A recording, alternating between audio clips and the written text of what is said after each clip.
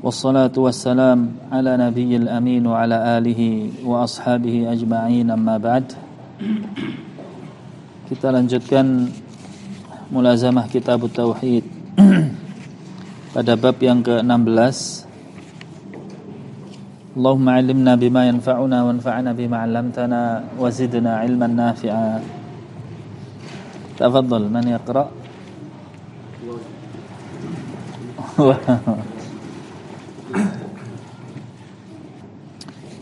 Bab qaulillahi ta'ala, bab yang membahas firman Allah subhanahu wa ta'ala, hatta idza fuzzi'a an qulubihim qalu madza qala rabbukum qalu al-haqqa wa huwal 'aliyyul kabir. Allah subhanahu wa ta'ala mengatakan hatta idza fuzzi'a an qulubihim, ya, sampai ketika di dalam hati mereka terdapat ketakutan kepada Allah. Mereka ini adalah para malaikat. Mereka ini adalah para malaikat. Qalu, yaitu para malaikat yang mendengar firman Allah subhanahu wa ta'ala. Nanti akan dijelaskan oleh Rasulullah di dalam hadis di bawahnya. Qalu, mereka mengatakan, madza qala rabbukum, apa yang dikatakan oleh Rabb kalian? Malaikat bertanya kepada malaikat. Qalul haqqa, mereka mengatakan, Allah subhanahu wa ta'ala mengatakan yang hak. Wa huwal 'aliyyul kabir, dan dialah Allah maha tinggi lagi maha besar. Ya. Maka bab ini membahas tentang bahwasannya para malaikat, membuktikan bahwasannya para malaikat adalah makhluk yang tinggi dekat dengan Allah, namun dia atau mereka tetap tunduk dan patuh dan takut akan Allah subhanahu wa ta'ala. Ya, karena nanti akan disebutkan bahwasannya mereka mendengar, ya, perintah Allah atau mendengar wahyu Allah. Mereka tidak bantah, tapi mereka timbul rasa takut dan mengatakan qalul haqqa, yang Allah katakan adalah benar, wa huwal 'aliyyul kabir, dan dialah Allah maha tinggi lagi maha besar. Maka yang kita bahas di dalam bab ini adalah bahwasanya ahli tauhid adalah orang yang tunduk dan patuh kepada Allah subhanahu wa ta'ala, dan ketakutan terbesar mereka hanyalah kepada Allah subhanahu wa ta'ala. Naam. Sahih. Yang dimaksud di sini adalah yaitu Sahih Bukhari dari Abu Hurairah radhiyallahu an, dari Nabi sallallahu alaihi wasallam mengatakan, idza qadallahu al-amra, apabila Allah subhanahu wa ta'ala sudah menetapkan perkara, maksudnya di sini adalah menurunkan wahyu dan di dalamnya mengandung sebuah perintah ataupun larangan, fis sama, di langit, ya, darabatil malaikatu bi ajnihatiha, maka para malaikat, ya, meletakkan sayapnya, khud'anan liqaulih, sebagai bentuk ketundukan kepada firman Allah subhanahu wa ta'ala. Malaikat makhluk yang besar, ya, la ya'sunallaha ma amarahum wa yaf'aluna ma yu'marun, makhluk yang tidak pernah berbuat maksiat, diciptakan oleh Allah subhanahu wa ta'ala dengan taat. Ya, ketika mendengar firman Allah subhanahu wa ta'ala, makhluk yang besar tersebut tunduk. Ya, di sini disebutkan meletakkan sayapnya. Ini menunjukkan bahwasannya makhluk yang besar, yang tinggi, dekat dengan Allah saja betapa tunduk dan patuh ketika mendengar wahyu dari Allah subhanahu wa ta'ala. Dan ini menggambarkan ahlu tauhid adalah orang-orang yang tunduk dan patuh kepada wahyu. Ya. Sikap dari para malaikat ini menjadikan pelajaran bagi mereka bahwasanya mereka bukan makhluk yang besar, ya. Kita bukan makhluk yang besar, bukan makhluk yang kuat dan tidak dekat dengan Allah subhanahu wa ta'ala seperti para malaikat. Maka harusnya kita lebih tunduk dan patuh. Ka'annahu silsilatun ala Safwan, dan bunyinya Ya, bunyi sayap malaikat yang diletakkan tersebut seperti bunyi rantai yang diseret di atas batu.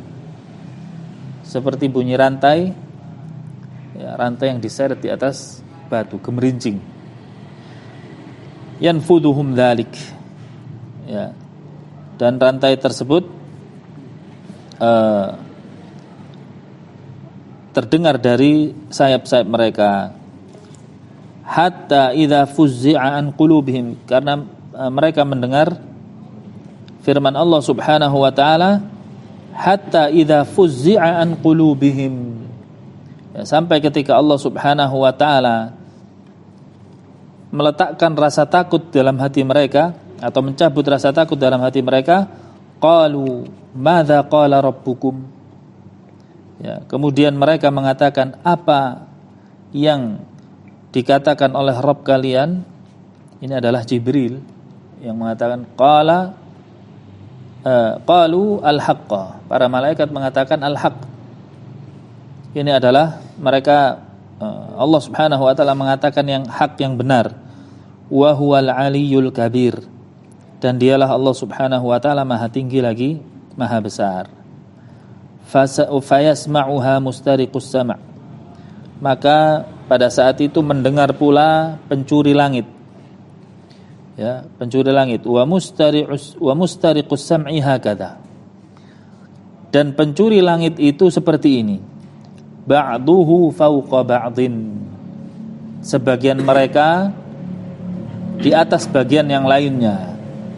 Wasafahu Sufyanu bikaffihi, Sufyan di sini Sufyan ibnu Uyainah kalau nggak salah, mensifatkan dengan tangannya bikaffi seperti ini. Baddada baina asabihi, baddada begini, baddada.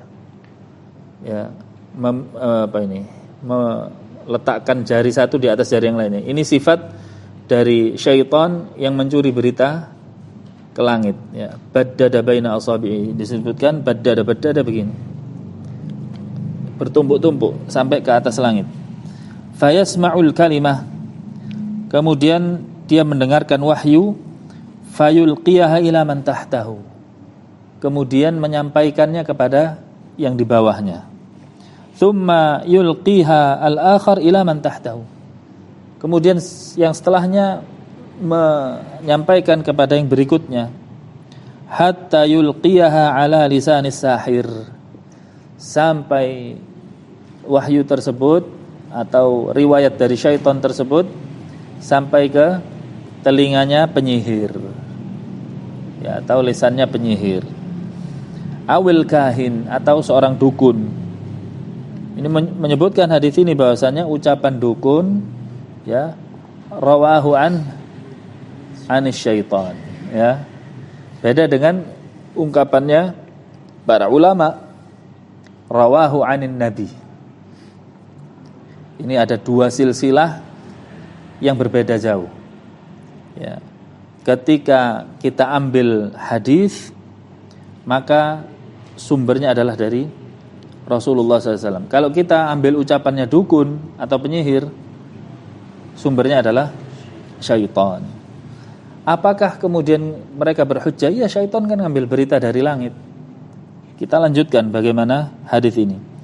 Farubbama adrakahu syihabu qabla ayyulqiyaha. Bisa jadi syaitan tersebut ketika mencuri berita dari langit, adrakahu syihab, ya, ada petir yang menyambar dia. Salah satu fungsi dari kilat atau petir adalah menyambar syaitan, ya, adalah menyambar syaitan yang mencuri berita dari langit. Qabla ayyulqiyaha, sebelum dia sampaikan kepada syaitan setelahnya, sudah disambar duluan dan dia tidak sampai menyampaikan berita. Wa rubbama alqaha qabla ayyudrikahu, atau mungkin sebelum petir menyambar, ya, dia sudah terlebih dahulu menyampaikan kepada syaitan yang di bawahnya. Fayakdzibu ma'aha mi'ata kadzbahan. Tapi di sini sifat dari penyampaian syaitan itu adalah dengan 100 kebohongan. Ya, beda para ulama hadis dengan syaitan. Para ulama hadis sama sekali tidak ada celah untuk bohong. Dan ilmu hadis mengajarkan di dalamnya kredibilitas seorang rawi adalah orang yang thiqah, yang bertakwa, jauh dari sifat dusta. Bahkan disebutkan ada yang lebih bagus lagi, hafalannya banyak, ya, terbebas dari sifat-sifat yang menghinakan. Beda dengan syaitan. Syaitan meriwayatkan kepada bawahnya dengan 100 kebohongan. Ya, bagaimana sampai kepada dukun tadi? Fayuqalu, maka dikatakan, alaysa qad qala lana yauma kadza wa kadza? Bukankah ya dia telah mengatakan kepada kami pada hari itu seperti ini dan seperti ini, kadza wa kadza, atau begini dan begitu? Fayusaddaqu bitilkal kalimah allati sumi'at minas sama. Maka dia pun mempercayai berita tersebut yang dia klaim didengar dari langit. Ya. Hadis ini menunjukkan perbedaan antara para malaikat dan syaitan. Ya, bagaimana syaitan mendengar berita dari langit tujuannya untuk didustakan, namun para malaikat ketika mendengar tujuannya adalah untuk sam'an wa ta'ah, untuk didengar dan ditaati. Nah, berikutnya. Wa anin Nawasi bin Sam'an radhiyallahu anhu qala qala Rasulullah sallallahu alaihi wasallam idza arada Allah ta'ala an yu'mina bil amr takallama bil wahyi akhadhat as-samawati min. Nah, hadis ini menjelaskan keterangan sebagian dari hadis yang di atas. Yaitu di atas tidak disebutkan Jibril, tapi di dalam hadis ini menjelaskan lebih detail bahwasanya yang mengatakan qalul haqqa, walaupun sighahnya qalu, itu para malaikat. Qalu adalah dalam bahasa Arab yang mengatakan satu atau banyak? Banyak. Qalul haqqa, para malaikat yang mengatakan al haqqa. Di dalam hadis ini dijelaskan mereka mengatakan dalam jumlah banyak karena meniru Jibril. Ya, saya terjemahkan dulu. Dari Nawas bin Sam'an radhiyallahu anhu mengatakan, Rasulullah sallallahu alaihi wasallam bersabda, "Idza arada Allah taala ayyuhiya bil amr." Apabila Allah Subhanahu wa taala menginginkan untuk mewahyukan sesuatu. Nah, lafaz di atas apa? Qadha. Di sini dijelaskan dengan yuhi. Hadis di atas apa? Qadha. Qadha itu secara asal maknanya adalah menetapkan atau mewajibkan. Maka dijelaskan di dalam hadis bawahnya ini, maksud dari menetapkan di atas adalah menurunkan wahyu. Ketika Allah hendak menurunkan wahyu, takallama bil wahyi, maka Allah Subhanahu wa taala tinggal bicara saja. Tinggal bicara. Maka hadis ini menetapkan sifat kalam bagi Allah Subhanahu wa taala. Hadis ini menetapkan sifat kalam bagi Allah Subhanahu wa taala. Bagaimana bentuk sifat kalam bagi Allah? Man yujib? Kami bisa jawab. Bagaimana sifat kalam bagi Allah? Pernah ya? Pernah ana bahas ya? Enggak, mungkin bukan di sini mungkin. Sifat kalam ada dua. Dzatiyah dan fi'liyah. Maksudnya apa? Sifat kalam merupakan sifat zat bagi Allah, artinya adalah Allah Subhanahu wa taala disifati dengan bisa bicara mulai sejak dulu.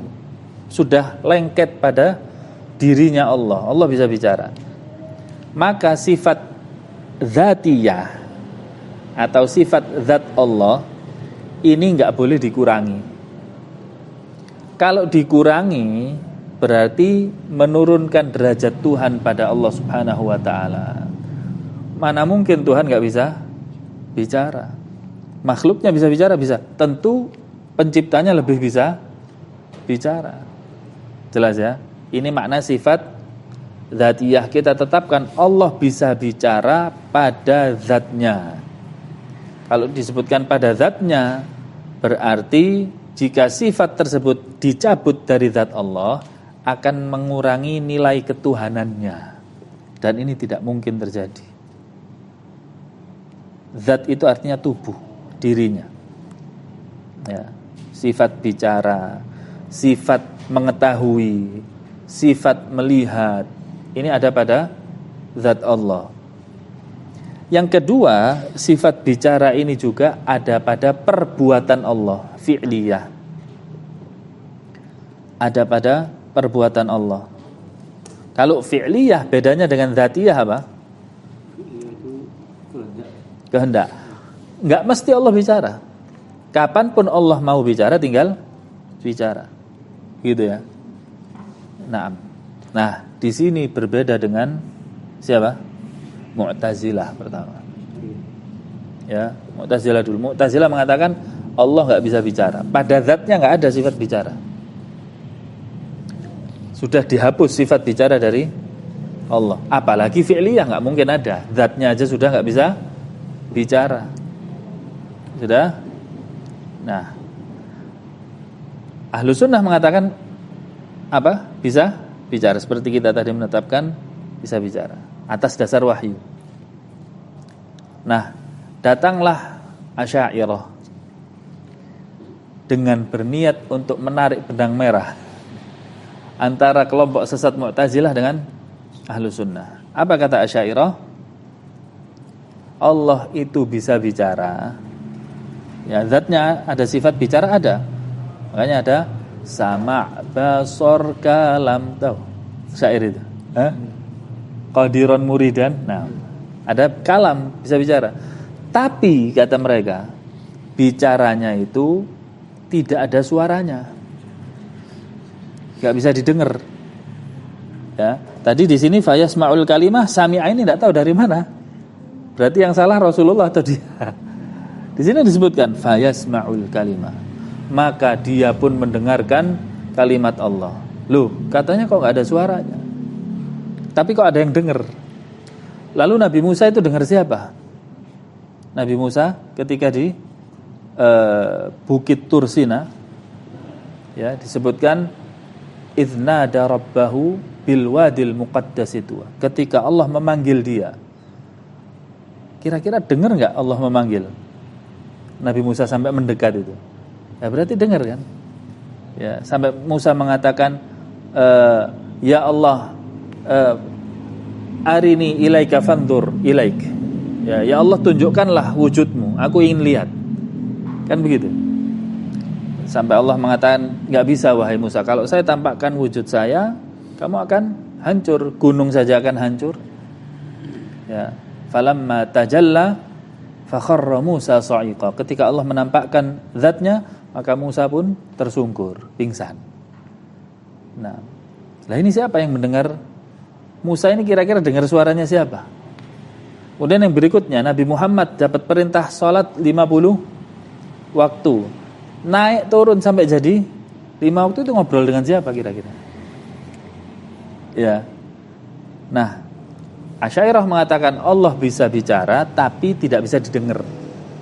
Enggak ada suaranya dan tidak ada hurufnya.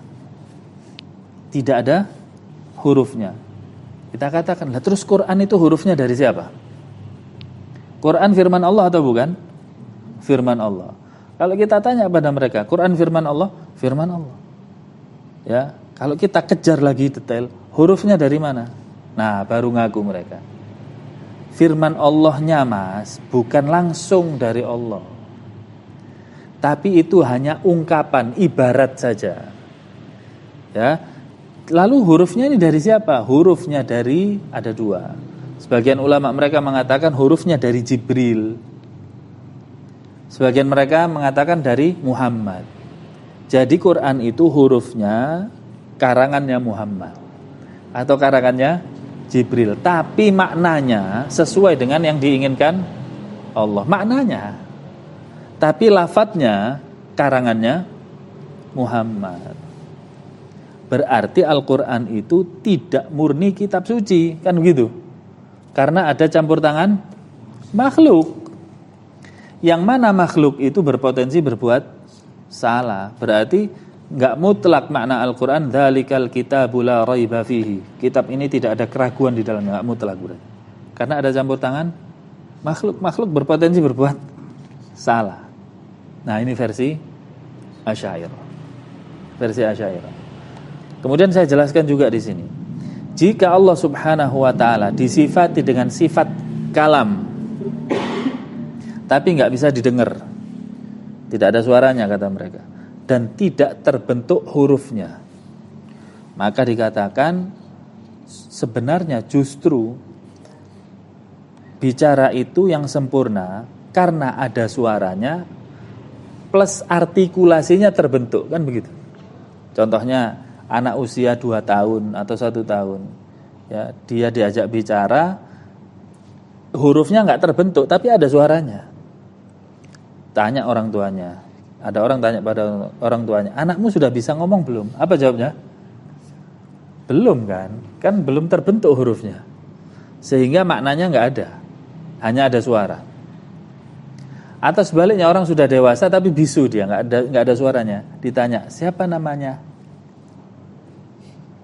ya, hanya membentuk begini, nggak ada suaranya. Apakah bisa bicara? Nggak. Maka bicara itu secara sempurna adalah ada suaranya dan terbentuk huruf per hurufnya, sehingga membentuk kalimat sehingga bisa dipahami oleh orang lain. Ya, maka sungguh keji dengan mengatakan Allah bisa bicara namun tidak bisa didengar dan tidak ada hurufnya, sama saja mengatakan tidak bisa bicara. Nah, karena ingin menarik benang merah itu tadi, ya, dan tidak mungkin bertemu antara yang hak dan batil. Kita lanjutkan di sini. Sampai takallama bil wahyi. Allah tinggal berbicara pada wahyunya. Apa yang Allah inginkan bicara. Akhadhatis samawati minhu rajfah. Maka pada saat itu langit pun bergetar. Ya, au qala, atau mengatakan ra'datan syadidah, dengan getaran yang sangat kencang, khaufan minallahi azza wa jalla, karena takut dari Allah Subhanahu wa taala. Fa idza sami'a dzalika ahlus samawati su'iqu, dan apabila, ya, penduduk langit itu mendengar, mereka semua pun pingsan. Ini ikhwan fiddin rahimani wa rahimakumullah, langit saja bergetar ketika mendengar wahyu Allah Subhanahu wa taala. Di dalam surat Al-Hasyr Allah menyebutkan, ya, fa idza anzala al-Qur'an ala jabalin la ra'aitahu khashi'an mutasaddian min khasyatillah. Apabila Al-Qur'an itu diturunkan di atas gunung, maka gunung tersebut akan hancur karena takut kepada Allah Subhanahu wa taala. Para ulama menyebutkan ini membuktikan bahwasannya kerasnya hati manusia lebih keras daripada gunung. Asyaddu qaswah dalam surat Al-Baqarah, lebih keras dari batu, lebih keras daripada langit. Bahkan langit bergetar. Betapa banyak hati manusia yang ketika mendengar ayat Al-Quran, ya, na'udzubillah, tetap pada kesesatannya, menganggap ayat Al-Quran hanyalah asatirul awwalin, hanya dongeng-dongeng belaga, menganggap ayat Al-Quran adalah sesuatu yang hanya dibuat pantas-pantesan aja, ya. Maka di sini mendapatkan pelajaran bahwasanya ahlu tauhid adalah orang-orang yang disebutkan oleh Allah Subhanahu wa taala, ya, innamal mu'minuna idza dzukirallahu wajilat qulubuhum. Orang mukmin itu apabila disebut nama Allah atau ayat Allah, bergetarlah hatinya. Wa idza tuliyat alaihim ayatuhu zadathum imana. Dan apabila dibacakan ayat-ayatnya, maka bertambahlah imannya. Ya.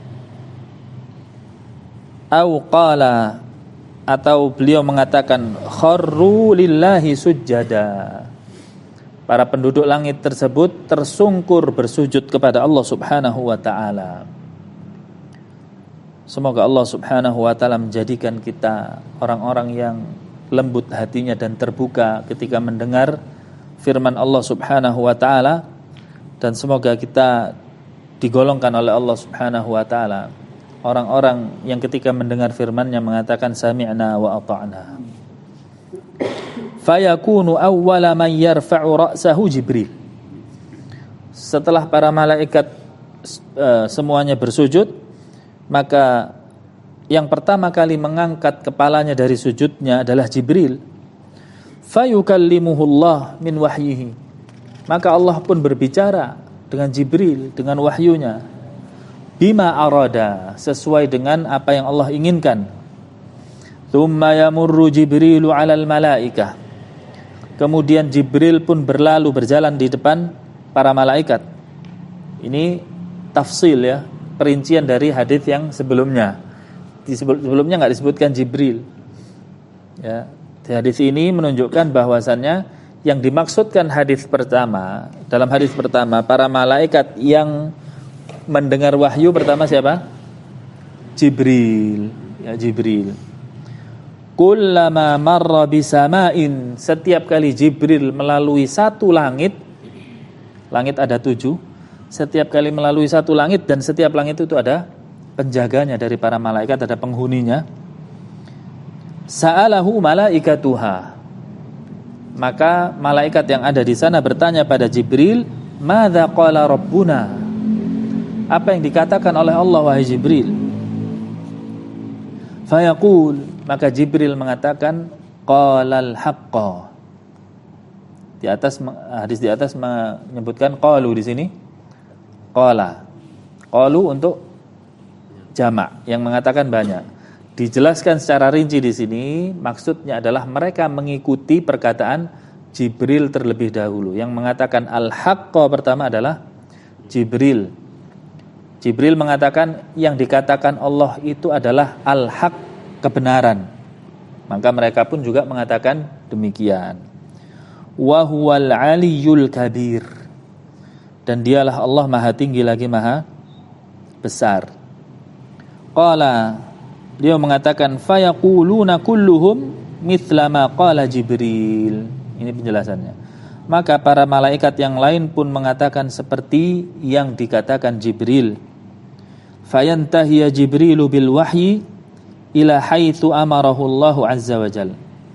Maka Jibril pun berhenti menyampaikan wahyu sesuai dengan yang Allah perintahkan kepadanya. Naam. Fadhal. Fihi masail. Al-ula tafsirul ayat. Tafsir dari ayat hatta idza fuzzi'a an qulubihim, yaitu ketika Allah Subhanahu wa taala telah mencabut sesuatu penyakit dari dalam hati mereka, mereka pun menjadi takut kepada Allah Subhanahu wa taala. Terus kemudian mengatakan qalu madza qala rabbukum, apa yang dikatakan oleh Rabb kalian. Maka ini berlaku juga bagi kita, ikhwan. Ketika Allah Subhanahu wa taala memberikan hidayah kepada kita, mencabut sesuatu hal yang menutupi antara kita dengan Allah Subhanahu wa taala, maka kita ketika mendengar Al-Qur'an, kita berhasrat untuk mempelajarinya. Kita akan berhasrat untuk mengetahui maknanya. Maka penting bagi kita memohon kepada Allah untuk menetapkan hati kita di atas agamanya. Ya. Sesuai dengan doa Nabi SAW bagaimana? Ya muqallibal qulub, tsabbit qalbi ala dinik. Antum lihat di surat Al-Isra bagaimana Allah, surat Al-Isra ya, bagaimana Allah Subhanahu wa taala menghalangi seseorang dari Al-Qur'an. Menghalangi seseorang dari Al-Qur'an. Ayat yang ke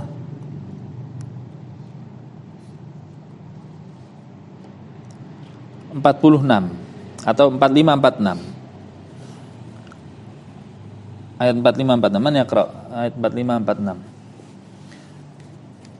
Bitarjamah.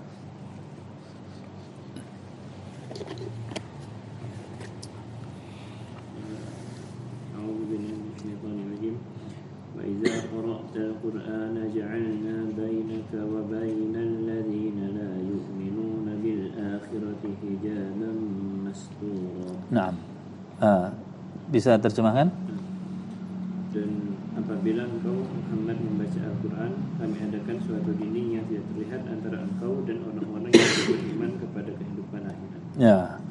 Apabila engkau membaca Al-Quran, wahai Muhammad, kami adakan dinding pemisah antara engkau dan orang yang tidak beriman kepada akhirat. Jadi percuma dibacakan Al-Quran. A'andzartahum am lam tundirhum la yu'minun. Baik engkau beri peringatan atau tidak beri peringatan, enggak beriman mereka.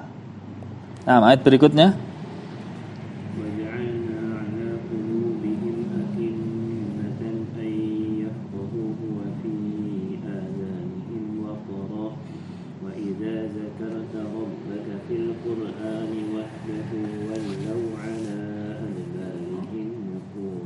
Nah.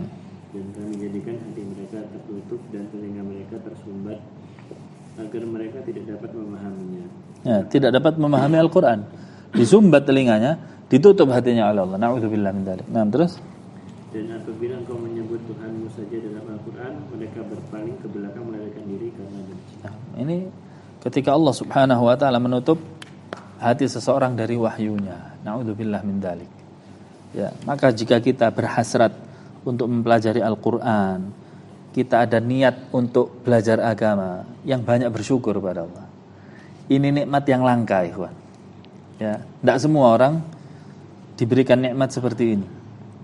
Ya. Adapun nikmat yang duniawi semuanya Allah berikan, bahkan orang kafir pun Allah berikan nikmat tersebut. Tapi nikmat berada di jalan hidayah, ini nikmat yang luar biasa. Maka jagalah nikmat ini, jangan sampai hilang. Sebagaimana kita menjaga nikmat duniawi enggak sampai hilang, harusnya nikmat ukhrawi ini yang bersifat akhirat ini lebih kita jaga, jangan sampai hilang. Antum lihat ya, orang yang ketika disebutkan, Pak ini hadisnya sahih, Pak ini hadisnya dhaif. Apa itu sahih dhaif? Apakah enggak kasihan kita? Ya, kita kalau dengar ini hadisnya dhaif kan kita bingung. Loh, dhaif ini gimana ini? Kan begitu ya. Nah, itu nikmat itu. Ya, kita mendengar Al-Quran lebih indah dari suara nyanyian, itu nikmat. Kita bahkan ketika mendengar Al-Quran berusaha ingin memahaminya, nikmat besar. Ya, nikmat besar. Berarti Allah sudah cabut penyakit dalam hati kita. Allah buka hati kita. Nah, atsaniyah, tafadhal. Atsaniyah ما فيها من الحجة على إبطال الشرك خصوصا ما تعلق على الصالحين وهي الآية التي قيل إنها تقطع عروق شجرة الشرك من القلب. Nah, ma fiha minal hujjah, ya, di dalam ayat tersebut ada hujjah, ada bukti ala ibtalis syirk, atas batilnya kesyirikan. Ya. Khususan, lebih khusus lagi, ma ta'allaqa 'ala shalihin. Ya. Ma ta'allaqa 'ala shalihin, yang berkaitan dengan orang-orang saleh. Malaikat saja takut kepada Allah. Tadi disebutkan malaikat tersungkur ketika mendengar wahyu Allah, takut, meletakkan sayapnya, bahkan langit bergetar. Apalagi as-shalihin, orang-orang soleh, manusia dia, bukan malaikat. Jika malaikat saja takut, makhluk yang besar seperti itu, berarti tidak pantas untuk disembah. Dia masih takut. Yang kita sembah adalah yang tidak ada rasa takut padanya, dan kita takut dan berlindung hanya kepada Dia, yaitu Allah Subhanahu wa taala. Jelas ya.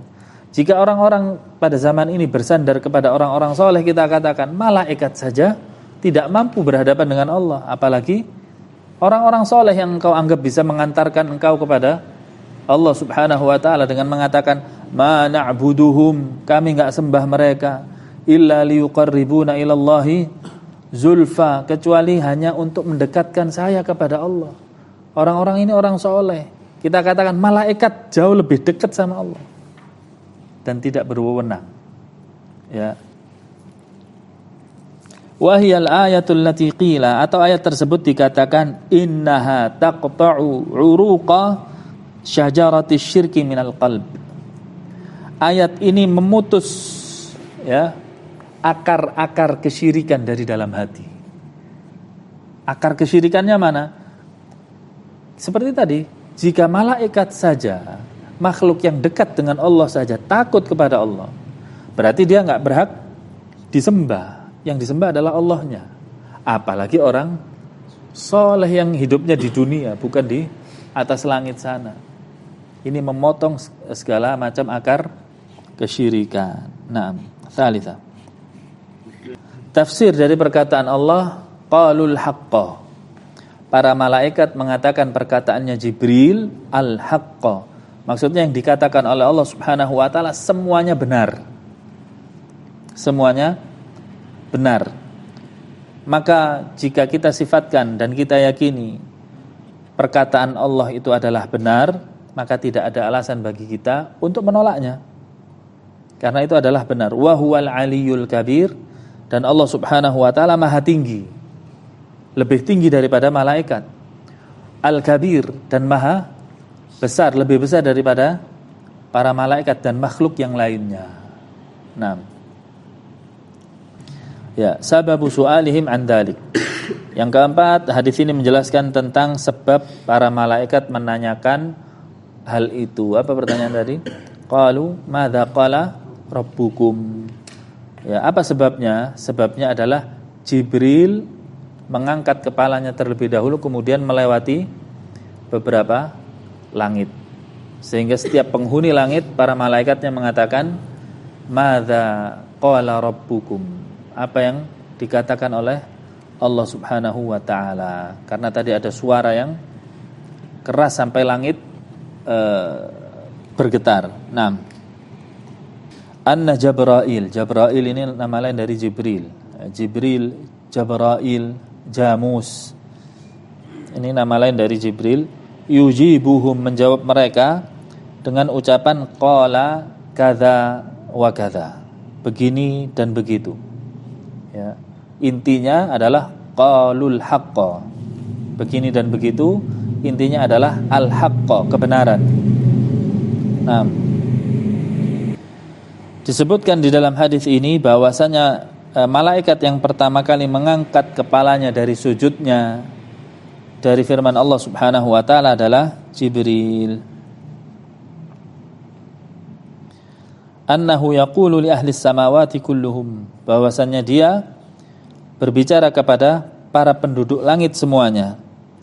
Yaitu dia, maksudnya Jibril, berbicara kepada para penduduk langit semuanya. Li'annahum yas'alunahu, karena para penduduk langit bertanya kepada Jibril. Ya, tadi di dalam hadis dijelaskan demikian. Berikutnya, annal ghashiyya ya'ummu ahlas samawati kulluhum. Ya, bahwasannya wahyu tersebut meliputi seluruh penduduk langit. Bahwasanya wahyu meliputi seluruh penduduk langit, yaitu ada 7 lapis. Nah, bergetarnya langit disebabkan karena firman Allah Subhanahu wa taala. Nah, Jibril dia adalah orang yang menceritakan wahyu sampai akhir sesuai dengan yang diperintahkan oleh Allah Subhanahu wa taala kepadanya. Nah, ya. Hadis tersebut menyebutkan istiraqus syayatin. Adanya syaitan-syaitan yang mencuri wahyu. Ya. Dan ini adalah jawaban yang jelas dari pengakuan para dukun bahwasanya mereka mengetahui hal gaib. Kita katakan hal gaib yang kalian ketahui sumbernya adalah dari mana? Dari syaitan. Ya. Itu kalau dukunnya dukun beneran, bukan dukun abal-abal. Kalau dukun abal-abal dia nggak punya jin, dia hanya main terka-terka saja. Ya, nggak punya jin. Kalau yang dukun beneran dia punya jin. Ya, bahkan banyak jinnya. Kita katakan kepada yang punya jin ini yang beneran, hal gaib yang Anda beritakan kepada manusia sumbernya adalah dari syaitan. Dan syaitan sumbernya dari syaitan yang atasnya. Terus yang atasnya dari atasnya sampai pada yang paling ujung. Dan di dalam hadis disebutkan yang paling ujung meriwayatkan kepada bawahnya dusta. kemudian pada bawahnya lagi dusta lagi, dusta sampai kepada Anda. Ya. Maka yang demikian adalah membungkam ucapannya para penyihir atau al-kahin, dukun. Nah, di sini disebutkan bagaimana tata cara mereka mencuri dari langit adalah dengan saling menaiki satu dengan yang lain. Disebutkan baddada. Seperti ini apa? Yaitu satu naik yang lain satu. Mungkin kayak panjat pinang gitu ya. Nah, terus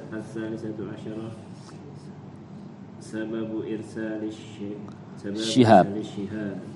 Sebab Allah Subhanahu wa ta'ala melalui para malaikatnya mengirimkan asyihab, kilat. Ya. Salah satu sebab kilat itu adalah menyambar syaitan. Anda melihat di surat Al-Mulk ada sebutkan salah satunya, ada beberapa ayat.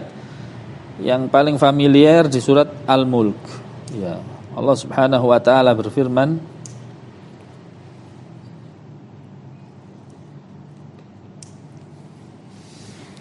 dalam surat Al-Mulk ayat yang ke-5. Ayat yang ke-5. Ya, walaqad zayyana as-samaa'a ad-dunya bimasabiha. Dan kami hiasi langit dunia dengan al-masabih, bintang-bintang. Wa ja'alnaha rujuman lisyayatin. Dan kami gunakan bintang-bintang tersebut untuk melempar syaitan. Ya, untuk melempar syaitan. Disebutkan juga di dalam ayat yang lainnya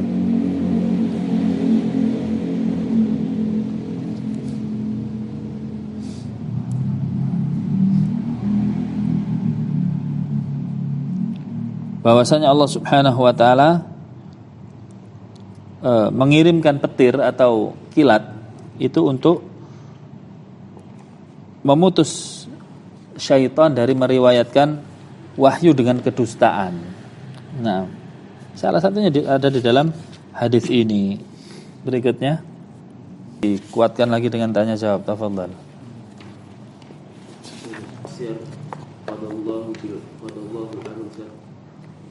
Jika ditafsirkan di hadis berikutnya yakni yuhyi yang diambil, artinya atau ditafsirkan dengan wahyu. Karena saat ini wahyu sudah terputus. Naam. Rasulullah sallallahu alaihi wasallam. Apakah syaitan masih tetap mencuri karena wahyu sudah terputus atau ada tafsir lain dari qadallahul amr? Qadallahul amr yang dimaksud di sini adalah pada saat turunnya wahyu. Ya, pada saat turunnya wahyu. Dan pada zaman ini sudah terputus, syaitan tidak mencuri berita dari langit karena wahyu sudah terputus. Nah, apakah berarti kahin dan para dukun sekarang sudah tidak dapat berita dari syaitan? Dari sebelum-sebelumnya riwayatnya. Oh, nah, dari sebelum-sebelumnya.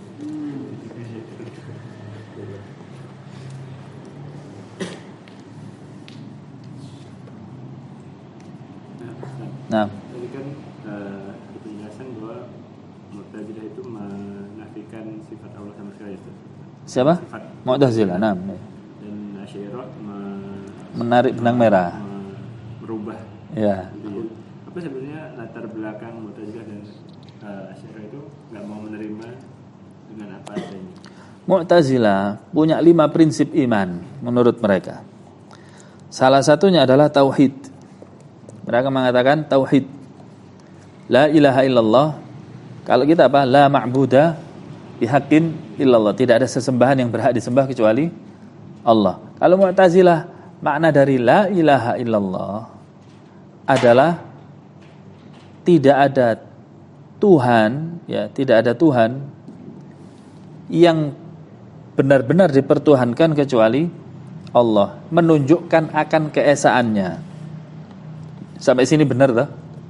Nah, apa yang dimaksud esanya Allah versi Mu'tazilah? Bahwasannya antum ketika menyebutkan Allah itu dengan sifat-sifatnya, Allah Sami', Basir, apalagi Rahman, Rahim. Ini menunjukkan Allah berbilang. Jelas ya? Makanya versi mereka untuk mengesahkan Allah harus menghapus sifat-sifatnya dan nama-namanya. Nggak ada nama Allah. Asmaul Husna dan Sifatul Ula itu nggak ada. Kalau ditetapkan ada menurut mereka, berarti Allahnya nggak satu. Berbilang. Padahal ya, kalau kita cek, mungkinkah satu benda itu memiliki beberapa sifat? Mungkin. Sifat dari air, cair. Apalagi? Mengalir dari tinggi ke rendah. Kemudian mengikuti bentuk ruangnya. Itu adalah beberapa sifat air. Berarti mungkin satu benda memiliki beberapa sifat. Dengan menunjukkan beberapa sifat bukan berarti menunjukkan benda itu lebih dari satu. Ya. Ini sebab berangkatnya Mu'tazilah dari sini. Kalau mereka sudah menghapus seluruh nama dan sifat Allah, ya selesai sudah. Dan para ulama menyebutkan, justru menghapus sifat dari sebuah benda sama saja menghapus bendanya. Kan begitu. Kalau saya katakan, saya punya batu contohnya. Saya punya batu. Antum tanya, berarti keras, Ustaz? Enggak. Berarti apa sifat batu berikutnya? Berat? Enggak juga. Seluruh sifat batu yang antum sebutkan saya katakan enggak. Apa pertanyaan antum? Loh, itu batu apa? Lumpia kan gitu. Paham ya? Sama ketika menetapkan Allah ada kata mereka. Tapi seluruh sifat-sifat Allah ditiadakan. Sama saja Anda meniadakan Allah. Nah, berikutnya konsekuensinya Mu'tazilah itu zindik gitu. Jelas. Karena kaum yang memahami agama ini hanya dengan akalnya. Itu buktinya la ilaha illallah mereka pahami dengan akalnya sendiri. Lah, anaknya Mu'tazilah ini ya Asy'ariyah itu. Yang berangkatnya dari pemahaman yang sama hanya kemudian sudah tercampur dengan ya yang masih mending lah, mereka masih terima sedikit-sedikit. Ya. Kalau ibunya lebih ekstrim, Mu'tazilahnya. Nah. Ada lagi? Ya. Disampaikan bahwa Jibril itu ditanya oleh para malaikat. Ada malaikat yang lain tentang Allah mengatakan apa. Sehingga langit bergetar. Berarti sebenarnya yang lain itu juga tidak bisa menerjemahkan apa yang dikatakan oleh Allah kecuali yang dikehendaki oleh Allah. Betul. Malaikat Jibril, Nabi Musa, juga Rasulullah SAW, dan mungkin beberapa yang Allah itu kehendaki. Berarti tidak semua bisa mendengarkan itu, Ustaz. Betul. Di situ disebutkan dari beberapa penafsiran ulama, suara gemerincing seperti rantai yang diseret di atas batu, sebagian menafsirkan suara kepakan sayapnya malaikat. Sebagian mengatakan itu suara wahyunya Allah. Hanya seperti gemerincing, karena Allah tetapkan yang pertama kali mendengar wahyunya siapa? Jibril. Ya, pertama kali yang mendengar wahyunya adalah Jibril. Kemudian Jibril yang menyampaikan. Nah, wallahu alam. Nah,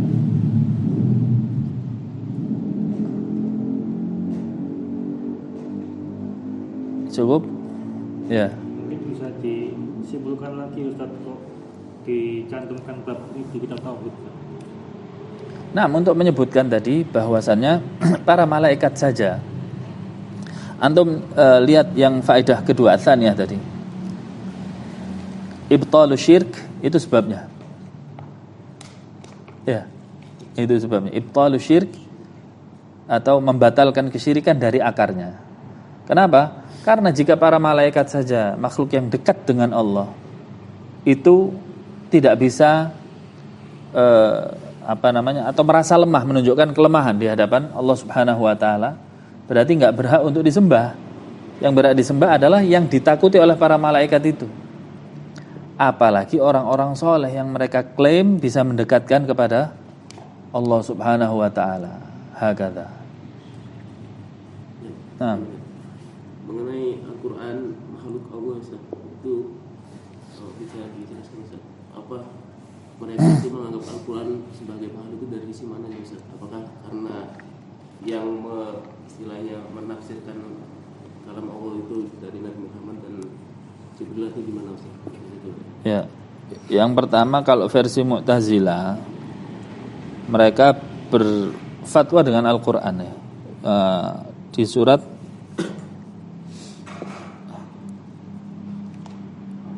banyak Allah mengatakan innallaha khaliqu kulli syai'. Ya. Allah Subhanahu wa taala menciptakan segala sesuatu. Ini perkataan dari Bishr bin Ghiyath Al-Marisi, musuh debatnya Imam Syafi'i. Ya, musuh debatnya Imam Syafi'i. Bishr bin Ghiyath mengatakan Allahu khaliqu kulli syai'. Allah menciptakan segala sesuatu. Wal Qur'anu syai'. Dan Al-Qur'an itu termasuk sesuatu. Sesuatu atau bukan Al-Qur'an? Sesuatu. Nah, berarti kalau Allah menciptakan segala sesuatu dan Al-Qur'an itu termasuk sesuatu, maka Al-Qur'an adalah makhluk. Tapi dibantah oleh Imam Asy-Syafi'i ya dengan firman Allah Subhanahu wa taala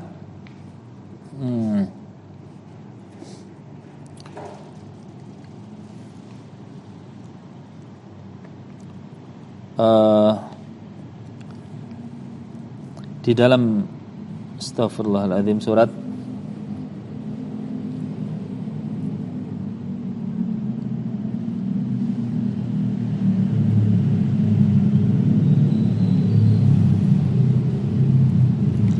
Nah, ya. Di dalam surat Al-An'am ayat 19. Qul ayyu syai'in akbaru syahadah. Di situ ada syai' juga. Qul, katakanlah wahai Muhammad, ayyu syai'in. Sesuatu apa? Tadi sama dengan syai', ini juga dijawab dengan syai' oleh Imam Syafi'i. Katakanlah wahai Muhammad, ayyu syai'in, sesuatu apa? Akbaru syahadah, yang paling besar persaksiannya. Maka Allah mengatakan qulillah, katakanlah syai' tersebut adalah Allah ya. Ketika Imam Syafi'i mengatakan demikian, loh ini Allah mengatakan dirinya sendiri sebagai syai', apakah Allah makhluk? Nah, terdiamlah Bishr bin Ghiyath Al-Marisi. Jelas ya. Nah,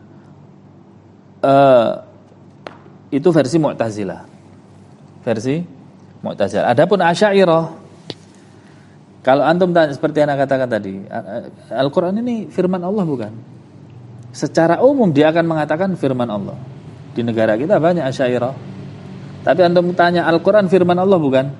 Firman Allah secara umum. Tapi ketika antum masuk dengan detail ke akidah mereka, maka akan menemukan Al-Qur'anu laisa kalamullahi haqiqatan walakin ibaratun an kalamillah.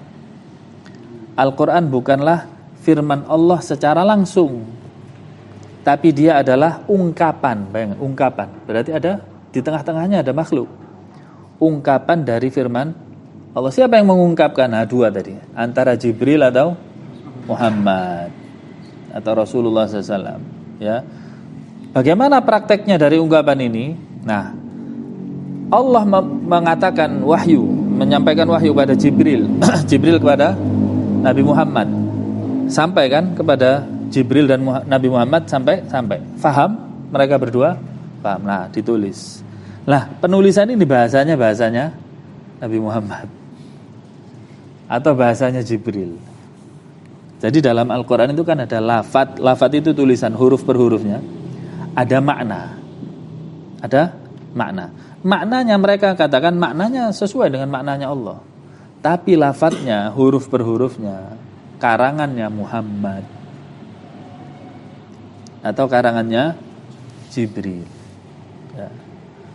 Berarti ada campur tangan makhluk dalam Al-Quran. Makanya Imam Ahmad mengatakan, man qala lafzi bil Qur'ani makhluk fahuwa mubtadi'un. Barang siapa yang mengatakan lafadzku dengan Al-Quran ini adalah makhluk, maka dia ahlul bid'ah.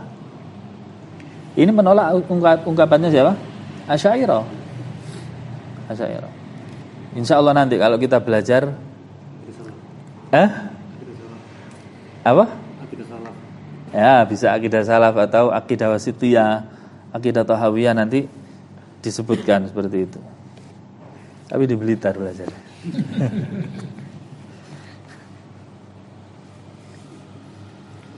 Cukup. Sallallahu wasallam wa baraka ala nabiyyina Muhammadin wa ala alihi wa ashabihi ajma'in. Alhamdulillahirabbil alamin. Assalamualaikum warahmatullahi wabarakatuh. Waalaikumsalam.